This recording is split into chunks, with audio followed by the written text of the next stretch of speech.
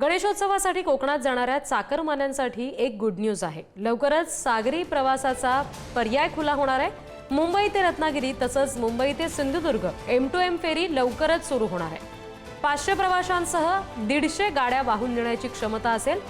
मुंबई ते विजयदुर्ग असा प्रवास अवघ्या 4.5 तासात आणि मुंबई ते रत्नागिरी असा प्रवास अवघ्या 3 तासात करता येणार आहे। गणेशोत्सवापूर्वी कोकणवासियांना राज्य सरकारने ही एक मोठी भेट दिली आहे असं म्हणता येईल। गणेशोत्सवासाठी कोकणात जाणाऱ्या चाकरमान्यांसाठी गुड न्यूज आहे, कारण आता सागरी प्रवासाचा पर्याय खुला होतोय। मुंबई ते रत्नागिरी आणि मुंबई ते सिंधुदुर्ग अशी M2M फेरी लवकरच सुरू होणार आहे। साधारणपणे 500 प्रवासी आणि 150 गाड्या वाहून नेण्याची क्षमता M2M फेरीत असेल। मुंबई ते विजयदुर्ग असा प्रवास फक्त 4.5 तासात आणि मुंबई ते रत्नागिरी असा प्रवास अवघ्या 3 तासात करता येणार आहे।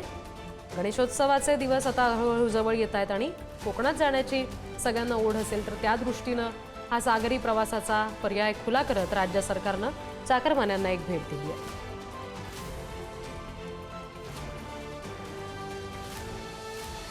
M2M फेरी सुरू होण्यासंदर्भात मागच्या अनेक दिवसापासून खरतर चर्चा सुरूच होत्या आणि आता अखेर गणेशोत्सवासाठी कोकणात जाणाऱ्या चाकरमान्यांसाठी ही एक आनंदाची बातमी समोर आली आहे। सागरी प्रवासाचा अर्थात M2M फेरीचा हा पर्याय आता उपलब्ध होणार आहे।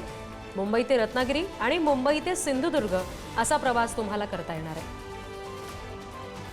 M2M नावाची जी आमची फेरी आहे, जी आम्ही अगोदरही तुम्हाला सांगितलं होतं, मांडवा टू रत्नागिरी आणि माझगाव टू रत्नागिरी आणि माझगाव टू सिंधुदुर्ग हे येणाऱ्या काही दिवसामध्ये काही आठवड्यामध्ये आम्ही जाहीर करून ती सुरू करणार आहोत।